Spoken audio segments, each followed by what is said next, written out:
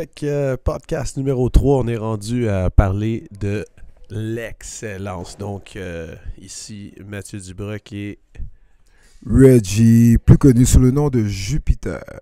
Ouais. qui a un nouveau tatou quand on parle d'excellence là.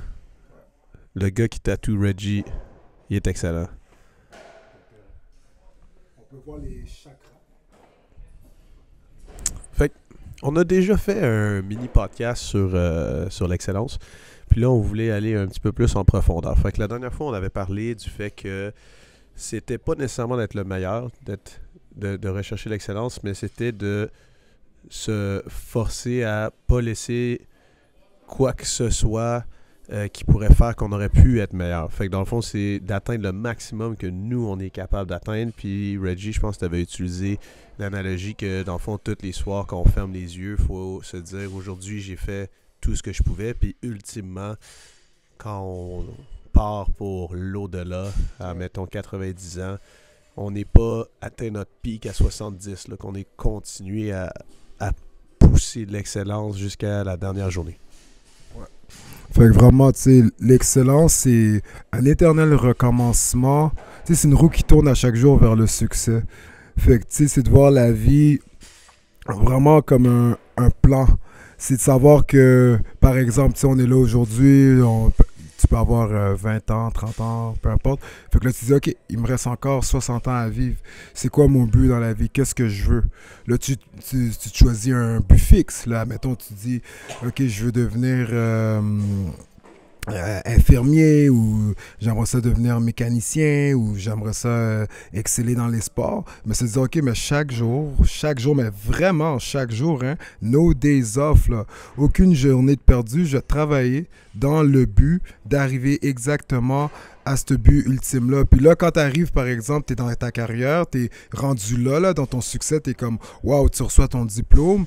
C'est comme, OK, mais qu'est-ce qu'il y a de plus, là? Qu'est-ce que je peux faire de plus? Parce que là, je suis pas encore arrivé, là. Parce qu'admettons, là, j'excelle dans mon domaine, mais comment je peux devenir le meilleur? Comment je peux devenir la meilleure? Vraiment, tu sais, souvent, moi, quand j'étais jeune, j'étais comme, comment ça, tu vois des fois les top artistes, puis t'es comme, ils gagnent le meilleur album de l'année. C'est parce que ces gens-là, ils sont pas assis sur le laurier. Ils ont pas dit, OK, je chante bien, ou je suis assez bon ou bonne en poésie, puis tout. C'est des gens que probablement, ils ont écrit, ils ont chanté, jusqu'à temps que mondialement, on puisse te reconnaître comme le meilleur. Fait que je crois que chaque individu, lorsque se réveille le matin, devrait se dire, je suis le meilleur, je suis le plus beau, je suis la plus belle.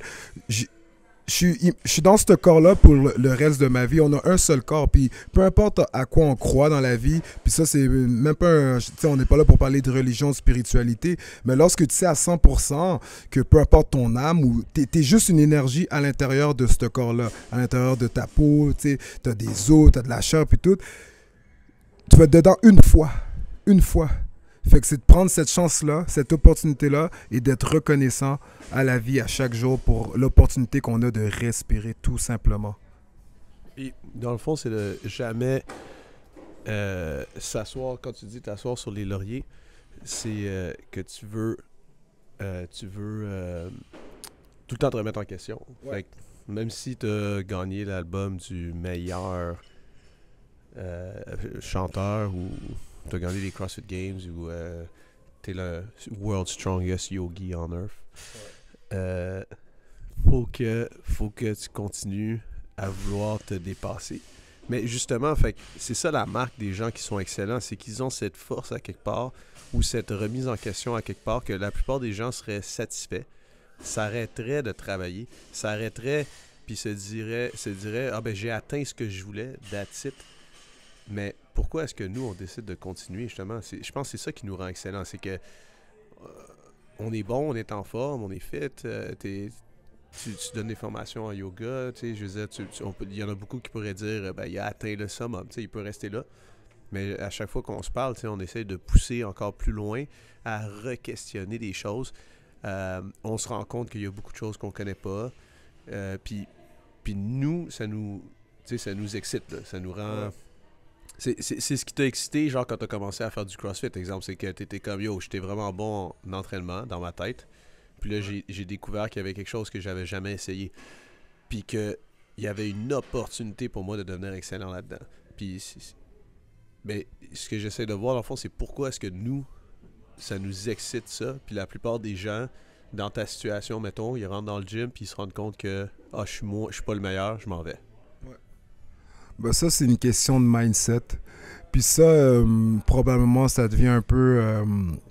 peut-être ça vient de mes parents ou ça devient... Je sais pas d'où ce que ça vient, mais le plus loin que je puisse me rappeler, j'ai tout le temps été le genre de kid et le genre d'adolescent et le genre d'adulte que peu importe dans quoi j'excellais, même si j'étais le meilleur, puis je veux pas trop me vanter, mais j'ai souvent été le meilleur dans plusieurs trucs de la vie, tu sais.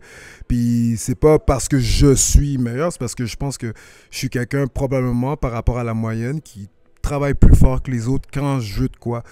Puis je peux dire à 100%, lorsque je veux quelque chose, je l'ai tout simplement. Simple as that. Puis par rapport au yoga, tu sais, des fois, les gens viennent me voir. Félicitations, Reggie, pour ta carrière de yoga. Blablabla, tu sais, il paraît que tu changes des vies et tout. Puis tu devrais être reconnaissant de ça. Bravo. Souvent, moi, je leur réponds oui, merci beaucoup. Mais c'est pas assez. J'ai besoin de plus. Fait que là, si j'ai des classes remplies, 50, 60 personnes remplies à bloc, mais là, je suis rendu à un niveau, comment je peux avoir un impact mondial? Comment, au lieu que 50 personnes à la fois m'écoutent, comment 10 000 personnes à la fois peuvent m'écouter? Comment un jour, 1 million de personnes vont avoir comme l'opportunité d'entendre ce que j'ai à dire si vraiment il paraît que ça aide les gens à se rapprocher du bonheur, de l'amour-propre ou du succès.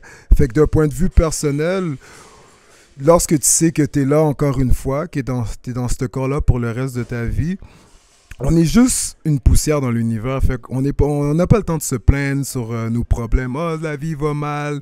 T'es dans ce corps-là pour le reste de ta vie. T'es une poussière dans l'univers. Il y a beaucoup de gens avant nous qui ont passé. Fait que si on veut commencer à être égoïste, têtu, puis juste penser à nous autres, je pense que c'est là qu'on commence à tomber. À partir du moment que ton moi est égal à un nous et ton nous est égal à un moi, je pense que vraiment t'as une belle partie d'accompli dans ta vie. L'important, c'est de savoir qu'on est là, on a une mission sur Terre, peu importe comment tu t'appelles, peu importe ton âge, peu importe ton sexe, ta religion ou ta couleur, tu as une mission sur Terre. Et cette mission-là, c'est simplement de partager tes connaissances, de donner aux gens, d'aimer. Dans le fond, c'est parce que ça serait un peu ça on en a souvent parlé, on l'a jamais parlé dans les podcasts, mais ça serait un petit peu ça le sens à notre vie, dans le fond. Le sens à notre vie, ça serait que on n'a pas le choix d'être excellent, parce que si on n'est pas excellent, dans le fond, on garde tout ce qu'on aurait été capable de faire d'incroyable pour nous, puis personne ne pourra en profiter. Fait que pensez-y, c'est quoi votre définition de l'excellence? Pour le troisième... Comment ça s'appelle déjà, Reggie?